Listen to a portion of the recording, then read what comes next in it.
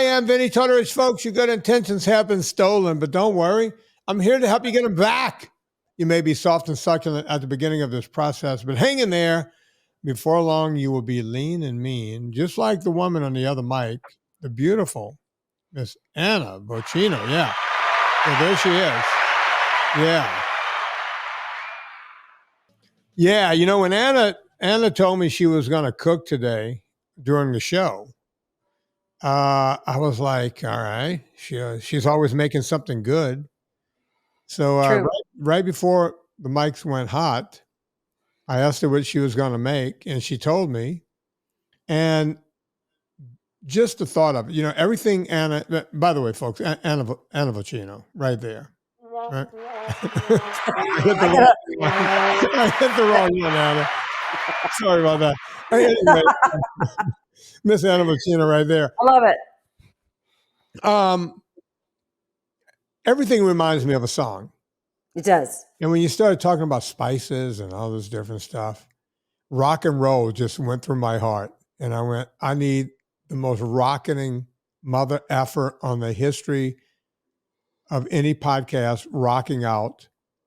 And that would be John Popper. John Popper, for sure. Yeah. Look, I can make an argument for several people, you know, but yeah, that song Carolina Blues just popped into my head, and I went, you know what? This is what we're doing. This is what we're doing. Yeah, this is rock and roll, baby. Right?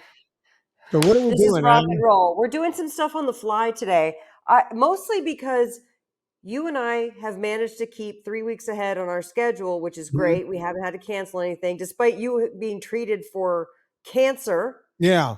And traveling and me traveling. So here we are still on our schedule. And also too, because I'm invited to a dinner party where the host is grilling the meats for tacos. Mm-hmm. And I'm going to make a bunch of stuff that I'm bringing to fill in the gaps. And this way I can show you guys some NSNG ideas. You know, it's summertime. People are going to be grilling carne asada, I hope. I have the best carne asada recipe in my second cookbook. And so I thought I'd do some things on the fly and fill in some ideas. Well, Anna, I'm a little confused because it sounds like you're going to Mexican night and you're grilling up stuff. Yet I see one of your tomato sauces there. You're going to use that? Well, what I'm going to do, I'm going to use this onion, this pepper, and I have some frozen cauliflower rice that's still thawing from Costco. And by the way, you can throw frozen cauliflower rice into the dish. I just like to thaw it as much as possible and then squeeze the water out. And instead of using a can of tomatoes, I am going to use about a half a jar of this marinara and about a tablespoon of the taco seasoning, and it's going to accomplish what we want to accomplish much faster. Interesting. You see, I wouldn't have ever, you know, in my brain, taco seasoning, Mexican. Right. Tomato sauce, Italian. I would never consider doing. Yes, but here's the thing. Yes, this has basil. So you could easily add more oregano if you wanted to get a little more Mexican with your flavor profile, and you could certainly do that. But the idea is that the word salsa in Spanish means sauce, and this is sauce. It's a tomato-based sauce, so it works well. It's already really well seasoned, so it gives it a depth of flavor, so you don't have to layer on the seasoning from the beginning. And then the Mexican, the taco powder is going to give it that, has the cumin, has the chili powder, has the paprika. You know, it has all those flavor profiles in there. So it's just kind of a faster way to get a side dish on the table. And then everyone's thrilled that I'm bringing it. The meat eaters like it. The vegetarians like it. Done. Yeah. I mean, you're covering all the bases. Yeah. So how are you? Well, before we get into me, I want one more question about this before you start getting underway, and then we'll talk about me. If I wanted to make this as home, because, you know, Serena's been gone for a week and a half. She's still gone for another 5 or 6 days. And I'm through with all my chemo treatments, but I'm still, you know, dealing with things. So I've been cooking for myself lately, Anna. Yeah. So it's been. You're not cleared for travel yet, right? No, they did clear me to leave the house. I can go to the gym, the grocery store, and all that. Okay. Doctor told me, don't gild the lily. Don't get on airplanes. Like, if I can go in a car and this and that's fine. But they told me not to push the luck, because even though my neutrophils are at scientifically a safe level, so if I get an infection, good. You know, like we've talked on the show before, Gina Grad, her dad died with exactly the same cancer I had from a simple infection, Yeah. right? Because it really knocks your dick in the dirt. And so I've been like Howard Hughes. I've been down in this room on my spinner, on my rowing machine, working out behind me. I just went to the gym the other day. I go to a very tiny gym. It's not like a big box gym. And at midday, sometimes I'll name everybody, both of the Dons, not this Don. It's the billionaire Don Connington's Friday, 5 o'clock. But it's me, 2 Dons, and Matthew. I just named everybody that's in the gym. And, when we go, it's just a very tiny. So I'm able to do that. I scrub up before I leave, make sure my hands are clean. I don't rub my eyes while it's just all kinds of stuff. But I'm cooking for myself. Yeah. So it's been, except for breakfast, it's been Anna Vocino around the clock. I mean, I'm putting your dust on my fish. I'm putting your dust. I'm making, sometimes I made a lump crab meat thing the other night. I got a little extravagant. I was missing. Did you put some BBQ on there? BBQ dust on there? Or did you do the dill with the little tartar sauce? What I did was I put it together, and I put the dill because it was already cooked, right? I didn't have to cook it. I bought it already. Yeah. By the way, folks, don't try this at home. I almost had to mortgage the house, but it just looked so good. And jumbo lump crab meat, the real stuff it'll run you. Yeah, but I was like, I'm eating alone tonight. I was feeling a little sorry for myself. Most people would go for a brownie. I saw this lump crab meat, and I went, you know what? I'm having seafood night tonight, so I got myself a piece of salmon. The salmon was on sale, so I was trying to justify it. And I got the lump crab meat, and I came home and I whipped up the creme fraiche with some salt, black pepper, lemon, and I mixed in the dill. And oh my God. And I just whipped the lump crab meat in that and made like a little salad to go with. Amazing. So I had meat on meat crime. So my meat jewelry, my fish jewelry was more fish. Great. And a little dairy. So I'm doing all kinds of creative things. I'm proud of you. Yeah, this is not the Vinnie Tortorich when we first started this podcast. Do people, look, I don't mean this to sound derogatory, but I'm old school Italian. Yeah. Where my grandmother, my great-grandmother, I had the great-grandmother with the babushka from Italy, barely spoke English. Yeah. She would be stirring a pot with one hand, and her other hand was in her pocket saying a rosary all day long. Yeah. That was my grandmother. Yes. Yeah, I grew up with that. I didn't grow up having to cook anything. I never learned how to cook. Right. Right? If I brought a rabbit home, all I had to do was skin it and gut it. I mean, that's a very good skill that you learned. I didn't learn that.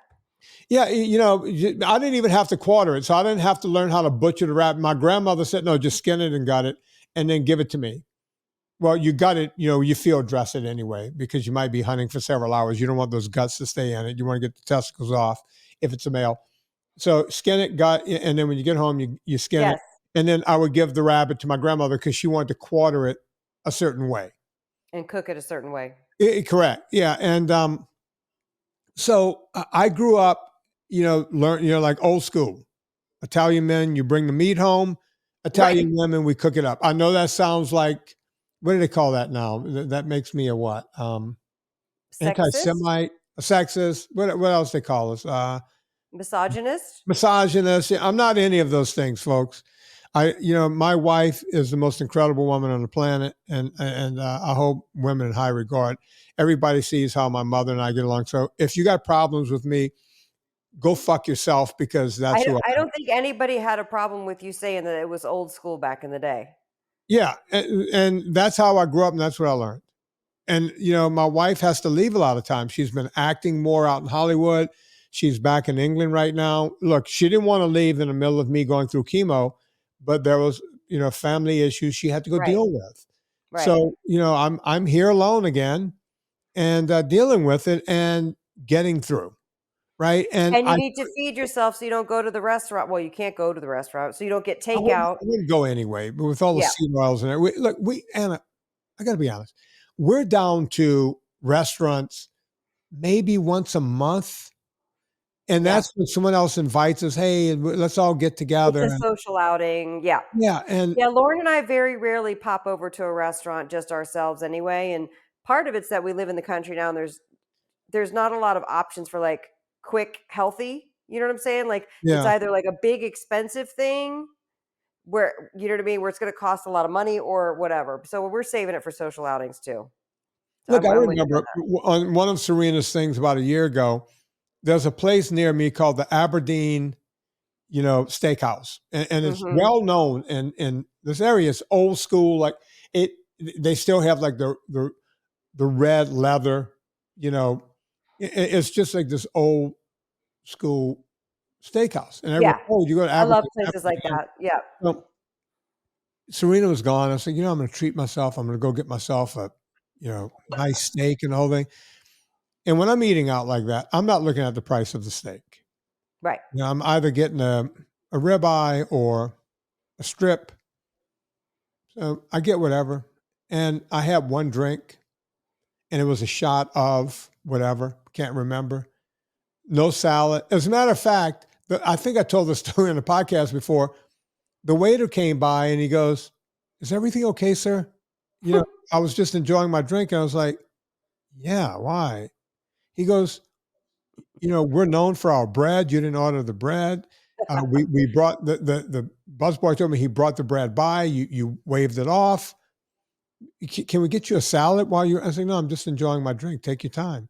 And he goes, "Everything good, right?" And I went, "I'm not going home and committing suicide if that's what you're asking.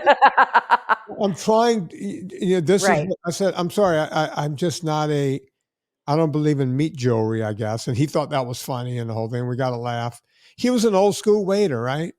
Yeah. And Well, he's used to everybody ordering all the things. I get it. right. But when I left there with, oh, you know what else? I'm sorry. I got myself a shrimp cocktail. And as soon as I dragged one of them through the cocktail sauce, it was so sweet. And I went, okay. So now I ate the rest of my shrimp without the sauce. Right. Right. It was just hitting it with a little salt. And when I went to pay the bill, it was north of $100 before tip. I And don't know why $90 steaks are the new $45 steaks at a I was restaurant. shocked. I went, It's shocking. I was like, one person ate and had No, one I'd drink. rather just make a steak at home. And I walked away and I went, okay, it was good. It was tender. I asked for medium rare and they gave me they gave me the temperature I wanted and the whole That's thing. great. But I could have made better at home for Sticker shock. less than $14. Well, I that's could have pretty done good. better at home. I get these ribeyes that are huge and they're about between 25 to 27 bucks each. But Well, for I'm two exaggerating. people, Wait, hang on, Anna. I'm sorry. I didn't mean to cut you. Let's say I brought the shrimp home and the drink. I could have done that meal for $35 at home. yeah, The same yeah. equivalent drink and, shrimp. You know what? You got me thinking, and I know that this isn't going to come out for a couple of weeks, but I just got back from Texas from Mhm. going and sampling at Central Market, and I have to give a shout out. I think there might be a rearrangement in our favorite Dobbinses. Well, let me give the Dobbins, all right. So Rose is number one, obviously. I mean, Obviously, Rose is number one, but here's yeah. what happened. Robin texted me and she Mhm. said, because she knew I got on the 5 a.m. flight and I didn't have anything to eat. She said, meet us at this barbecue place that's 10 minutes from where you're going. Mhm. And she and Matt had the meat waiting. They had the brisket, they had the sausage, they had the roasted turkey. I focused on brisket, obviously, because I'm coming to Texas, I'm having that brisket. So is Robin not number two anymore? They had the meat waiting for me, but hold on. Then they were like, you know what? We'll come hang out with you at Central Market. They helped me at Central Market, which I Mhm. badly needed. Every time I go do these things by myself, it's a lot of work and it's so much more fun when friends are there or, our NSNG audience peeps. And they hung out and helped me so much. And I was texting with them afterwards, thanking them. And I had to come back to Dallas on Monday. And Robin said, hey, I'm free. I said, well, hey, can I hire you for the day to come help me? And you know what? I walked in there and they didn't have any of our jars on the shelf at the Dallas Lovers Lane location. Wow. And I kept calm and we got it all worked out. I sat and talked to them for like an hour. Unfortunately, what wound up happening was they called me and said, as I was driving over, Vinny, they were like, you should not come because we're sold out of your product. And I was like, no, I flew from California and I'm 5 minutes away in the car. My friend who's coming to help me, who I paid for the day, she's there. So I'm coming. So we go in and we wind up working out. And apologies to Ernest, who wrote me very angry that I was not there when he went for the demo. And unfortunately, he talked to somebody who was not there talking to me for an hour before we finally left to salvage the day and go to another location. But as we were leaving, and we did make an announcement on social media, but it was a bummer because they were like, we're sold out. We're like, okay, well, there's nothing we can do. We can't get product magically to appear here. So as we were leaving, I was like, you know what, Robin, I'll drive you home. Maybe we'll stop by one location and do a shelf check. And Robin said, let's go to Fort Worth. And she, I don't know, I guess she's psychic or intuitive or something. So we went to Fort Worth and they had a big problem too, but they had tons of jars there. And they had said, Fort Worth had said, we're too full up. This is not going to work. You can't demo here. We got to Fort Worth and I was just going to check the shelf. And then I talked to them for a while and said, hey, can we demo here? They said, sure. And you know what Robin Dobbins and I did? Sold out of jars. That's what we did. So now Robin is the new number 2 Dobbins? Yes. And well, here's the thing though.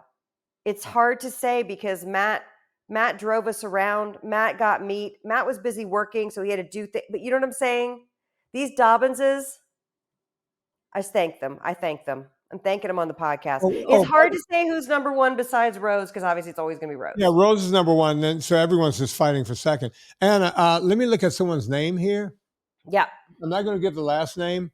I just got off the phone with Pam of Rhode Island. Oh, hey, Pam. And Pam is a big Anna Vocino fan. Oh, and she wants to know when you're going to have your stuff. She goes, look, she even said, I understand that Rhode Island is tiny. And I said, yes, it is. But I will mention to Anna, I can't promise she's going to be there anytime soon. They're bigger states. She's still in Texas, you know. So Rhode Island. Wait, there's one more, Anna. Marie wants to know why you haven't gotten into Rouse's yet, and she's willing to help. Rouse's will not call us back or write us back. Okay. I don't know what else to say. My broker keeps writing them, and the buyer will literally not write him back. So all we do is we keep hammering. And if they say yes, they say yes. Wegmans just said no. Talk to me off the air. We're going to make something happen at Rouse's. I would love for Rouse's to happen. Down there. We have the distribution center because that's the thing. It's a chicken egg situation with distribution centers, and Rouse's pulls from the same distribution center that Central Market does. So we have it already open and ready to go and stocked with products. So that's the good thing. It's a matter of getting the right shelf pricing. I've had to say no to a lot of accounts where we'd be on the shelf for too expensive. If the sale, because we pay a lot of money, you have to pay slotting fees. You have to pay give free fills, which means a case per flavor per store. You have to pay for all that. Anytime you see the thing's $1 off, we pay for that. All that stuff's really expensive. So if we're priced where their regular shopper is not going to buy it, we screw ourselves out of a good account. So I will say no if the pricing's not right. But we haven't even been able to have that conversation with Rouse's. I would love to. But let me talk to you about Pam from Rhode Island. Pam, this is going to be your true test.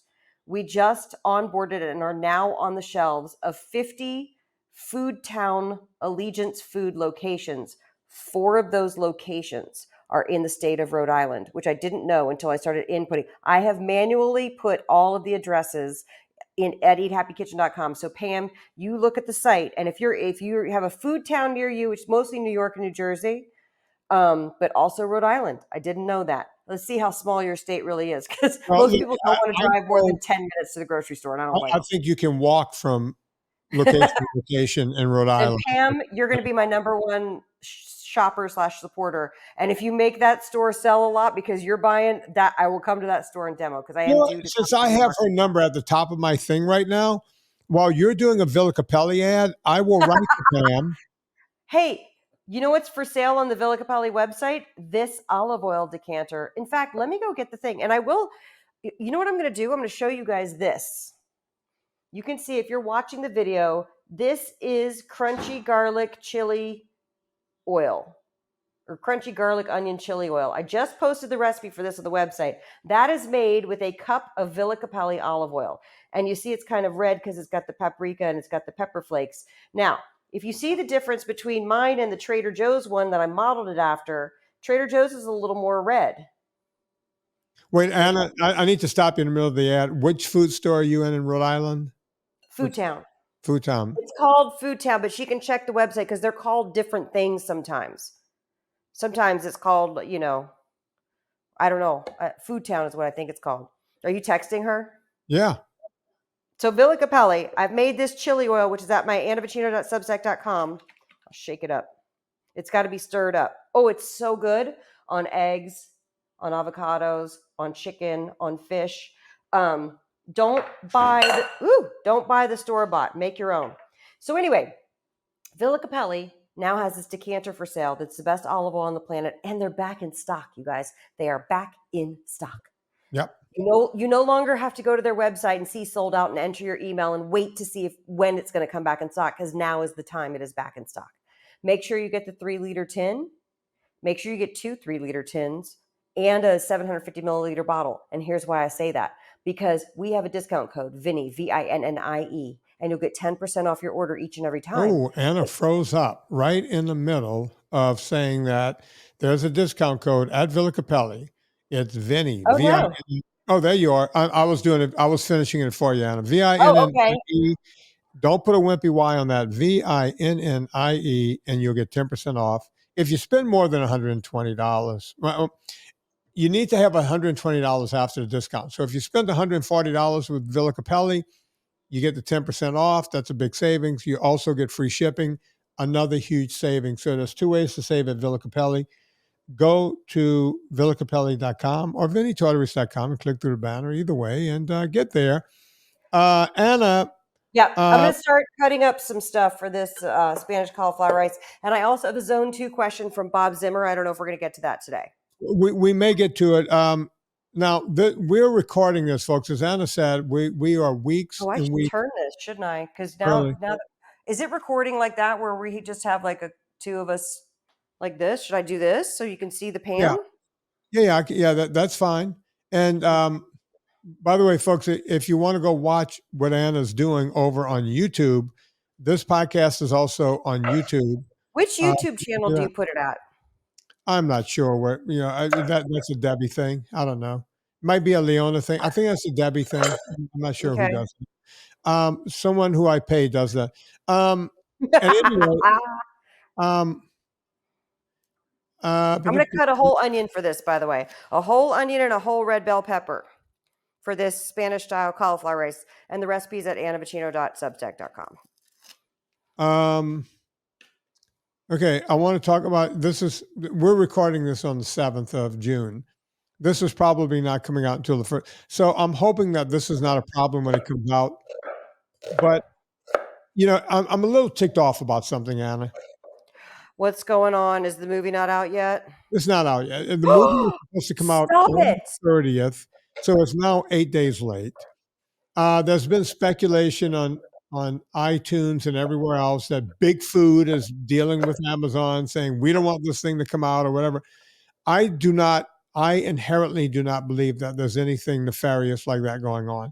This is the first time, though, that I've put a documentary out on my own. Like I didn't go through Gravitas Ventures, which is a big company, which, they can probably get favor with people like Amazon or whatever. I don't really know how that works.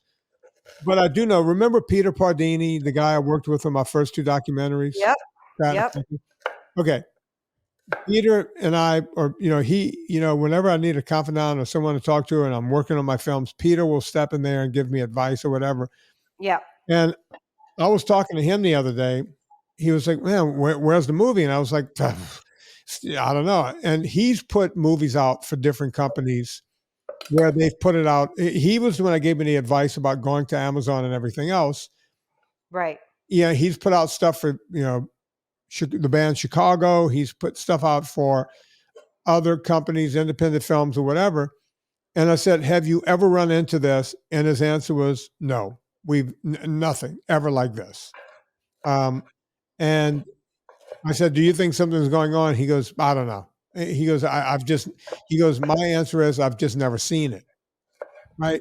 So hang in there, folks. Hopefully by the time this comes out, Dirty Keto will be out there. Yeah. I don't think anyone's Vinny, that's so frustrating. I'm sorry. And it's just frustrating because, as you know, we pay up front for vitamins and everything, and then we get held up because, I think people think all the supply chain stuff is over with and all that.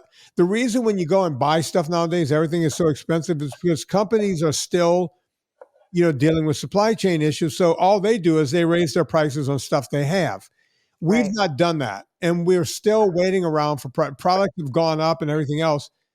I can't even increase prices because I can't keep the stuff in stock. And then people get upset with me, and I get it. I would be upset with me too. I walk around. I shouldn't be stressing myself out. I'm no, you should not be. I'm worried about you. But I'm always stressed because my face is my face on this company, and people go, "Where's my product? Where's my product?" And now I've promised to have a movie out on the 30th, and I feel like it all falls back on me. I mean, you can't help that. No, you can't. So that's what I'm dealing with. Do you remember when I launched my second book in 2019 when Amazon, I got 8,000 pre-orders and Amazon for 2 months wouldn't unload the books that were sitting on their loading dock? Yeah, the snake bitten book, which is a great book. And then they started canceling people's orders. And I was just like, oh, they can just do whatever they want. And then I remember right at that time, Margaret Atwood, who wrote Handmaid's Tale, Margaret Atwood had a new book coming out and they completely botched her launch too. And I was like, oh, well, if they can mess with Margaret Atwood, they can certainly mess with me. They don't care. They don't care. They're the OG. They don't give an F. They'll do whatever they want. And that's what we're dealing with. Right now I'm looking at other places to go in case this continues on. Right.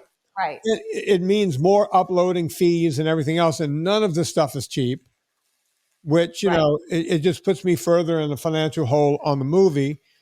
So this could very well, if Amazon screws me, this can very well be my last movie, because if I can't get it out there and I can't get people to watch it, then the money is gone. It won't come back. And then I'm done with documentaries.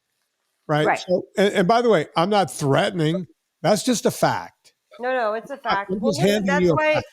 That's why it took me 5 years to come out with my third book, because I was so messed up after that botched launch. I was like, I'm never doing this again. I'm only going to do online recipes.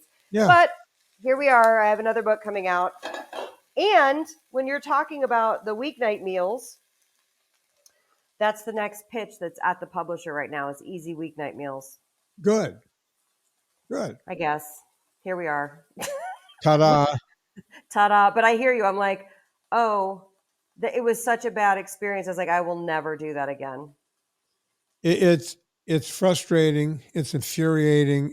I hope it comes around for you very quickly, and that, all of this mishigas that we're discussing now is completely a thing of the past by the time this airs. I'm hoping so. I'm hoping that, we've only gotten one. We finally got them to answer us with one short email. It was one short email. It's just going, we're backed up. We haven't reviewed it yet. We're backed up. Okay. Can you tell us when it's going to be out so I can tell my audience? Or, but here's the thing. I can't lose sleep over it. I feel bad. They won't commit it. The bottom line is, if it doesn't work, I'm out of that business. I'm fine. I'm good. Yep. Because if the money doesn't come back, the money's gone. Good riddance is gone. I've been using the same money from the first movie. If anyone's wondering what I'm talking about, the poster behind me, Fatta Documentary, I crowdfunded it. We got a lot of money to make that movie. I made it. The money came back to me. I did not feel like it was my money because other people put that money in. So I did Fatta Documentary 2. The money came back again. So I did a third documentary called Beyond Impossible. I thought surely that the money wouldn't come back, and it came back again. So here we are with Dirty Keto, and as of right now, and look, I could probably go back to Gravitas and make a deal or something. I don't know. I could figure something out. I'm not going to just let it go, but it ain't easy. So Anna, why don't you tell us what you're doing over there? I can't hear you, Anna. Something's happened to your mic system. Hang on, she's grabbing her ass. Now she's looking at a device. Still can't hear you. So Anna Vocino has gone silent on us for whatever reason, but she's cooking. No, that shows that the mic is off now, Anna. This is great podcasting, folks. While Anna's trying to figure that out, I'll do this. You can go get UltraFat. It's the product I make over at nsngfoods.com. UltraFat. Go there, get some UltraFat. It's 15% off, promo code Vinnie. 15% promo code Vinnie. I'm keeping that running.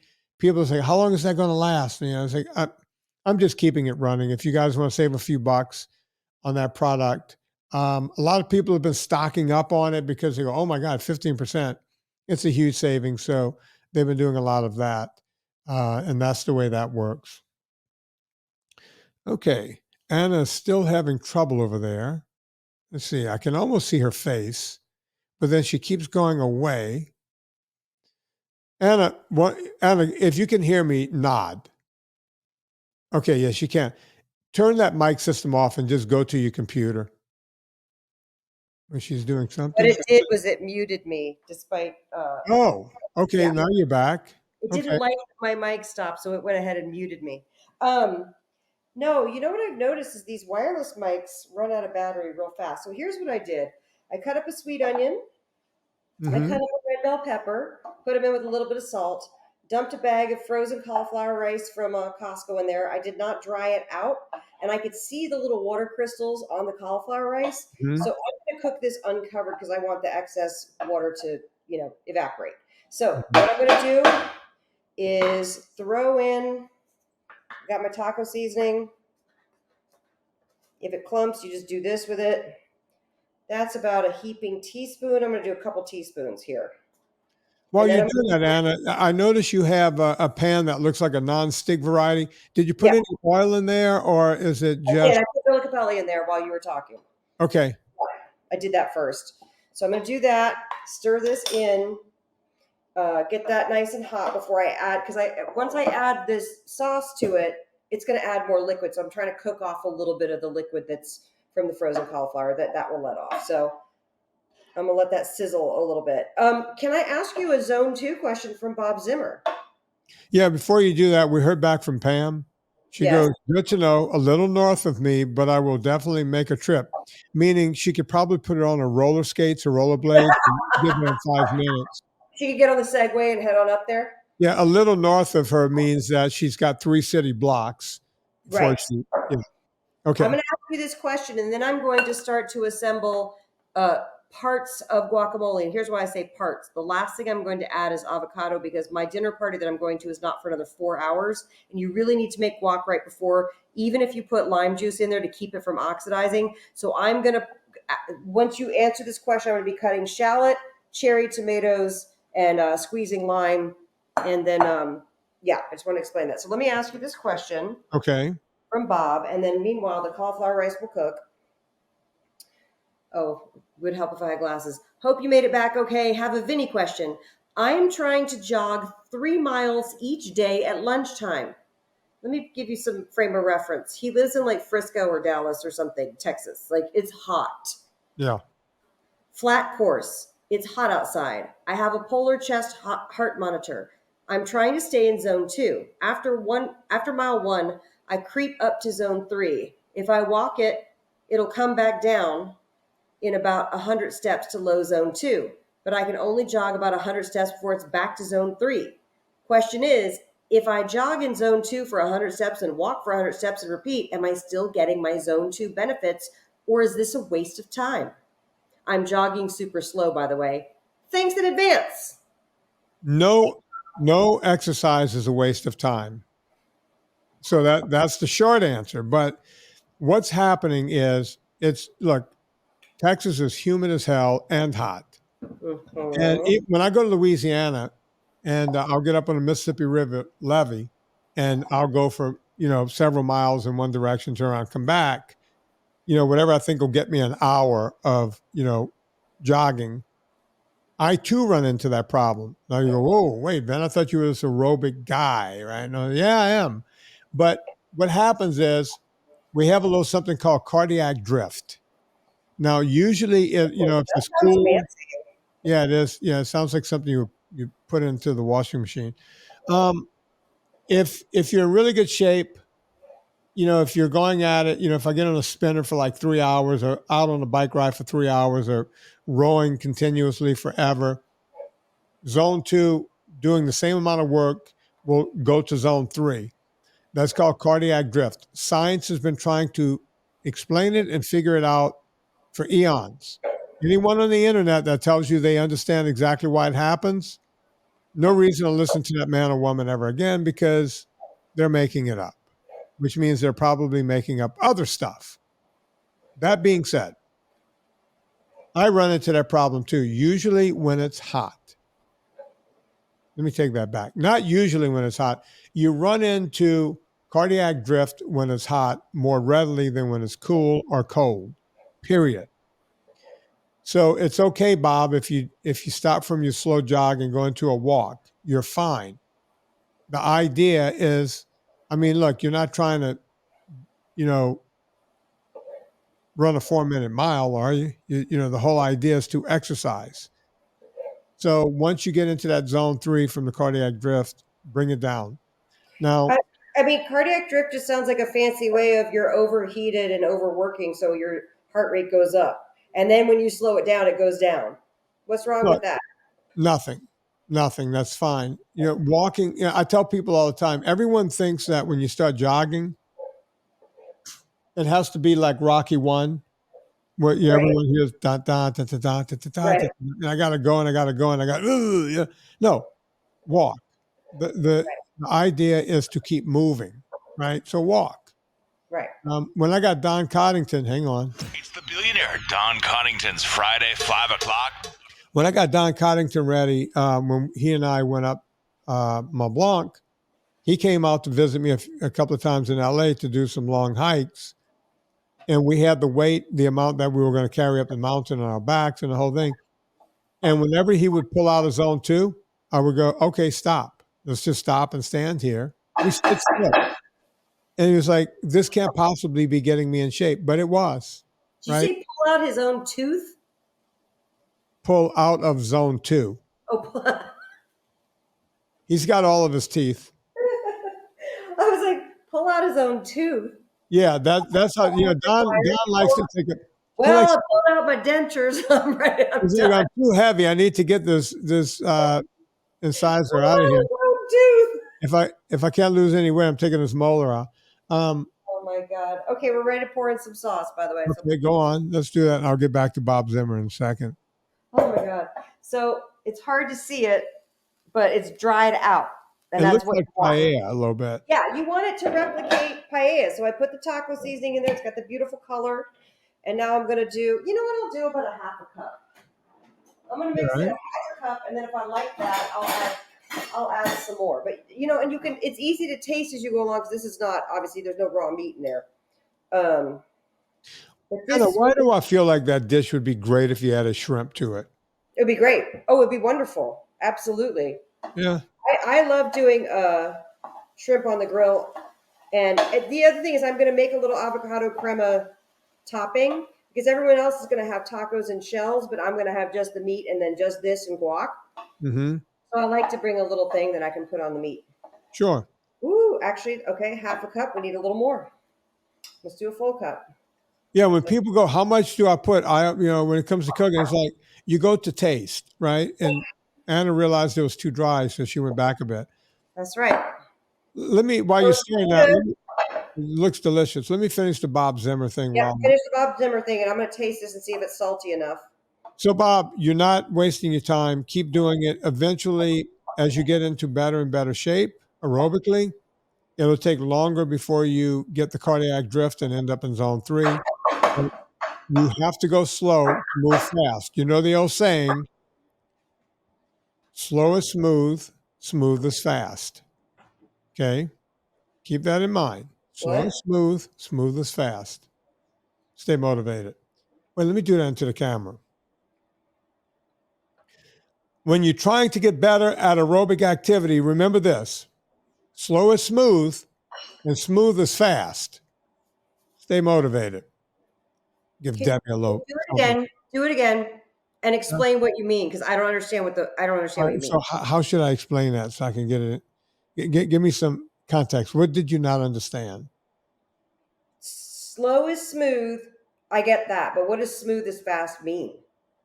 Well, if you do things smooth, eventually you get faster. Yeah, maybe that's not good. Might not be a good one. Debbie, don't use that one. Let me think about it. Maybe I'll think of something before the end of the show. Slow is smooth, and once you're smooth, then you get fast. Nah, it doesn't make sense. You know what? It's up for you. You're gonna have to figure it out. I don't think we can do this one for. All right, no, Debbie. Yeah, sorry, Debbie. Sorry, Debbie. Go by the way, I'm gonna put cilantro over that, and then we're done. Speaking of, let me get it out of the fridge. By the way, that was so simple. I can do what Anna just did. Right? Yeah. Look, if I can do it, then anyone can do it. Do you see this, my little bouquet? Mm-hmm. This is about 2 weeks old. It'll last another couple of weeks in the fridge. You just make sure you wash it, dry it, and then put it. I need to refresh the water in there. Serena would call that coriander. She sure would. But this is how you keep it, because everybody buys bunches of cilantro and then you throw it in the trash because you leave it in the plastic bag.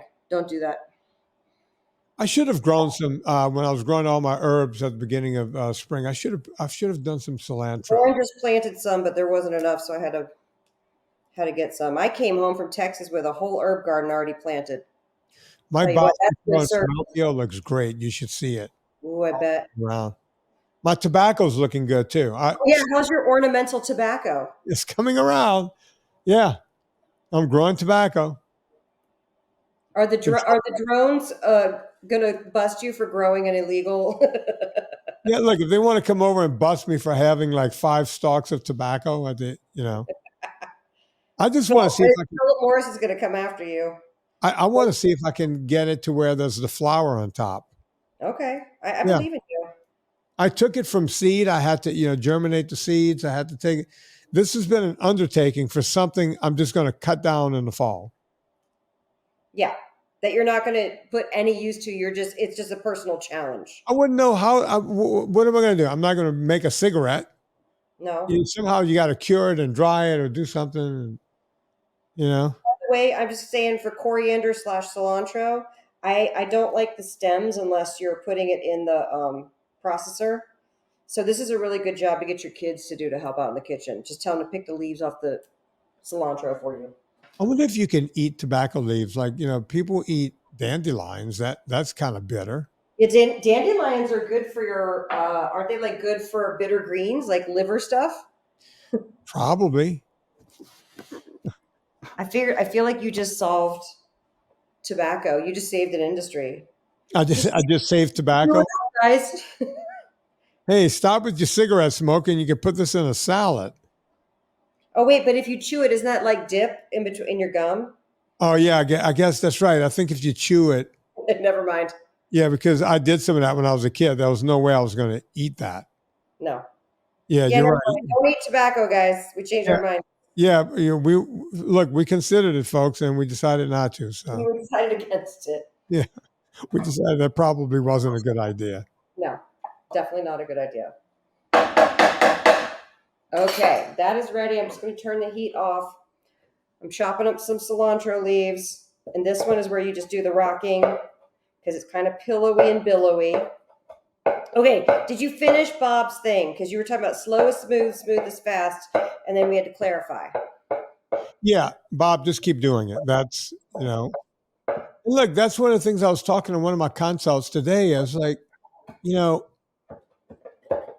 I was telling her how when I tell people to do an hour of aerobics a day, That's so much, because back when I used to do aerobic dance, it was 3 times a week for 55 minutes. Right? You'd be Now you're telling me- starving because you're going balls to the wall. Yeah, it's like, listen, there was a time in this country where people did manual labor all day long. Sitting is the new smoking. Speaking of R.J. Reynolds, Yes. that's where we are. Sitting is what's killing us. Right. Our bodies were not meant to sit around and do nothing. Right. It's a use it or lose it proposition. I could get on this mic and talk about, maybe she can use some of this. Maybe Debbie can use some of this. Listen, the bottom line is, if we don't use our bodies, we're going to lose it. I can sit here and get all hoity-toity about sarcopenia and you got to keep lifting weights and everything else. We weren't meant to sit around the way we sit around. Bottom line, you got to get out there. You have to train. That's why I say an hour of aerobics a day, not like the 80s where people did 3 aerobic classes per week and then stopped and that was it. No, do an hour a day. And if you think that's BS, think of it like this. Our forefathers, right before us, early 1900s, they worked manual labor all day long. That was aerobics all day long. And guess what? They didn't have anywhere near the amount of disease we have. Stay motivated. Okay, Debbie, you can use that. It's better than my stupid fucking smooth as fast, whatever I was saying. Listen, you were trying to innovate, and I appreciate that. Look, Anna, when you're trying to do 2 things at once, like you are, you can talk and you can cook. I can barely talk. Some people would say I can't talk at all. So, you got it made in the shade. I think that you can talk. What are you chopping there, Anna? It looks like onions. I'm just doing a little shallot. I like to put shallot in my guac. You could do onion. You could do nothing at all. But I just think it gives a little extra something. I like shallot because a shallot is a hybrid of an onion and a bulb of garlic. That's an example of good GMO. Whoever hybridized and created the shallot. So yeah, I just take 1 or 2 small shallots and put it in there, and just chop it in a little bits. It'll eventually separate. And if anybody doesn't like it, then that's more for me. Anna, I've been doing a lot of jalapenos lately because Serena's gone and she doesn't like a lot of spicy and jalapeno. Like I made my taco bowl night before last. And I had a whole jalapeno chopped up in there real fine. I will say I'm going to be working on that. I think they're called Texas Twinkies, but it's basically a brisket stuffed jalapeno. So I'll be working on that recipe and posting that soon too, because a brisket stuffed jalapeno is my love language. I'm pretty sure I saw a porn one time called Texas Twinkie. I'm sure you did. Yeah. I have no doubt. I guarantee you there's a porn called that. My store did not have regular limes, so I'm going to juice 4 key limes. I do not make key lime pie, but they don't make nearly as much juice. And then I'm going to make a little avocado crema, and I don't know if we're going to get around to that because we're basically at an hour. Yeah, we're coming close to that. But maybe you could talk about the recipe of the avocado crema. Yeah, okay, so that's my website. So I have a chicken taco salad with avocado crema dressing. And here's what it is. Avocado has to be ripe, but you don't want it so ripe that it's gray.